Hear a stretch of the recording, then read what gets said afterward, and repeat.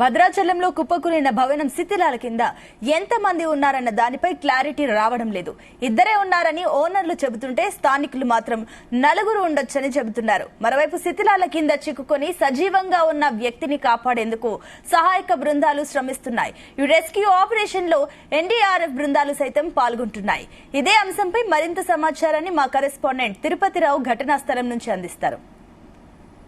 భద్రాచలంలో విషాద ఛాయలు అనుకున్నాయి. ఏదైతే ఆరంతస్తుల బిల్డింగ్ కూలడంతో ఆ శిథిలాల్లో ఒక వ్యక్తి మృతి చెందగా మరొకరి కోసం అయితే గాలింపు చర్యలు చేపట్టిన పరిస్థితి మనం ప్రస్తుతం భద్రాచలం పట్టణంలో ఉన్నటువంటి బిల్డింగ్ వద్ద ఉన్నాము. ఇదంతా ఈ యొక్క ఆరంతస్తుల బిల్డింగ్ ఉంది. ఇక్కడ నిన్నటి నుంచి కూడా రెస్క్యూ ఆపరేషన్ అయితే కొనసాగుతున్న పరిస్థితి అయితే ఉంది. నిన్న జిల్లా కలెక్టర్ ఇటు జిల్లా ఎస్పీ కూడా పెద్ద ఎత్తున అయితే ఇక్కడ రెస్క్యూ టీం సింగరేణి కావచ్చు, ఇటు సింగరేణి రెస్క్యూ టీం కావచ్చు, ఇటు ఫైర్ సిబ్బంది కూడా పెద్ద ఎత్తున అయితే నిన్న రాత్రి వరకు కూడా ఈ యొక్క బిల్డింగ్ నిర్మాణం ఉన్నటువంటి ఈ యొక్క శిథిలాలను తొలగించే ప్రయత్నం చేశారు. నిన్న 2 గంటల సమయంలో 2:30 నుంచి 3 గంటల సమయంలో ఈ బిల్డింగ్ ఒక్కసారిగా బేగమేడలా కుప్పగొలిన పరిస్థితి ఉంది. ఈ యొక్క ఏదైతే 9 అంగుళాలకు సంబంధించినటువంటి ఒక ఏదైతే G+2కి పర్మిషన్ ఉన్నటువంటి బిల్డింగ్ పైన ఆరంతస్తులు 6 ఫ్లోర్ కట్టడం తోటి ఈ యొక్క బిల్డింగ్ శిథిలం అయిందని చెప్పాలి. నిన్న 12 గంటల నుంచి నిన్న 2:30 నుంచి కూడా ఒక నైట్ అర్ధరాత్రి 2 వరకు కూడా ఈ యొక్క సహాయ చర్యలు చేపట్టారు. ఇక్కడ ఉన్నటువంటి మన లోన చూసుకుంటే మాత్రం ఆ చివరి భాగంలో ఒక కామేష్ అనే వ్యక్తిని అయితే గుర్తించారు. అక్కడ పూర్తిగా ఏదైతే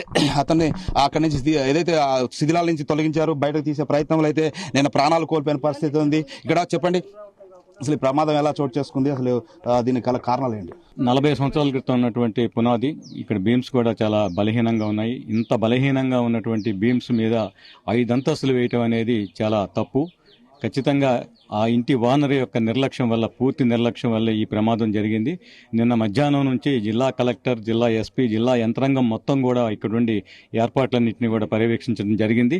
అదేవిధంగా రాత్రి ఒక 2 గంటల సమయంలో ఒక వ్యక్తిని బయటకు తీశారు. ఆయన గాయాలతో ఆయన చనిపోవటం జరిగింది. ఇంకా కింద ఉన్నటువంటి వారిని కూడా రక్షించాలని చెప్పి బయట బంధువులందరూ కూడా వాళ్ళందరూ ఆవేదన వ్యక్తం చేస్తూ ఉన్నారు. కాబట్టి చనిపోయిన వ్యక్తి వీళ్ళందరూ కూడా పేదవాళ్ళు కాబట్టి వాళ్ళకి తక్షణమే రాష్ట్ర ప్రభుత్వం ₹1 కోటి నష్టపరిహారం ఇవ్వాలని చెప్పి ఆ కుటుంబంలో ఒకరికి ఉద్యోగం ఇవ్వాలని మేము డిమాండ్ చేస్తా ఉన్నాం. అదేవిధంగా భవిష్యత్తులో ఇటువంటి సంఘటనలు జరగకుండా ప్రభుత్వ యంత్రాంగం చర్యలు తీసుకోవాలని చెప్పి మేము డిమాండ్ చేస్తా ఉన్నాం. ఇక్కడ బిల్డింగ్ పర్మిషన్ లేదు. అదే గ్రౌండ్ ఫ్లోర్ నుంచి ఒక 2 అంతస్తుల బిల్డింగ్ మాత్రమే పర్మిషన్ ఉంది. కానీ ఇక్కడ బహుళంతస్తు 5 అంతస్తుల కింద గ్రౌండ్ ఫ్లోర్ నుంచి 5 అంతస్తులు కట్టడం జరిగిందని చెప్పి స్థానికులు తెలుపుతారు.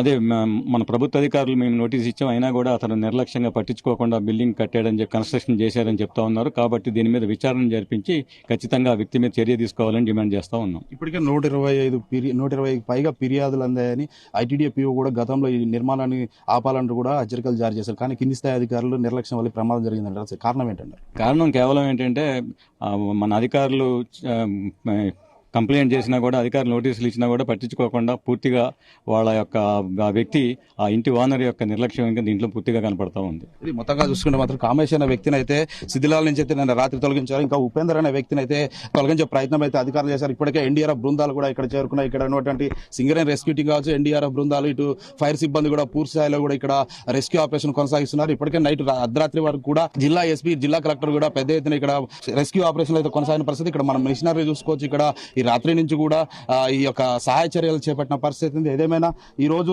మధ్యాహ్నం వరకు కూడా, నిన్న మధ్యాహ్నం వరకు కూడా ఏదైతే 4 కూలీలు ఉన్నారని చెప్పి స్థానికులు చెప్తున్నారు. కానీ అందులో 2 మాత్రమే ఉన్నారని మరికొందరు చెప్తున్నారు. ఏదైనా ఒక క్లారిటీ రావాలి. ఈ శిథిలాలను తొలగిస్తే తప్ప ఈ యొక్క ఇందులో ఎంతమంది ఉన్నారనే ఒక క్లారిటీ వచ్చే పరిస్థితి లేదు. ఏదేమైనా ఇక్కడ అధికారులు లేదు. గతంలో కూడా ఐటీడీఏపీఓ ఈ భవన నిర్మాణాన్ని నిలిపివేయాలంటూ కూడా హెచ్చరికలు జారీ చేస్తున్నట్టు అప్పుడు కూడా ఈ కింది స్థాయి గ్రామ పంచాయతీ సిబ్బంది మాత్రం ఈ యొక్క నిర్లక్ష్యం వల్ల ఈ యొక్క కారణం జరిగిందంటూ కూడా స్థానికులు తెలుపుతున్న పరిస్థితి ఉంది. ఇది ఇక్కడ తాజా పరిస్థితి. కెమెరా పర్సన్ కంచు శ్రీనివాస్తో భద్రాచలం శిథిల వ్యవస్థ నుంచి.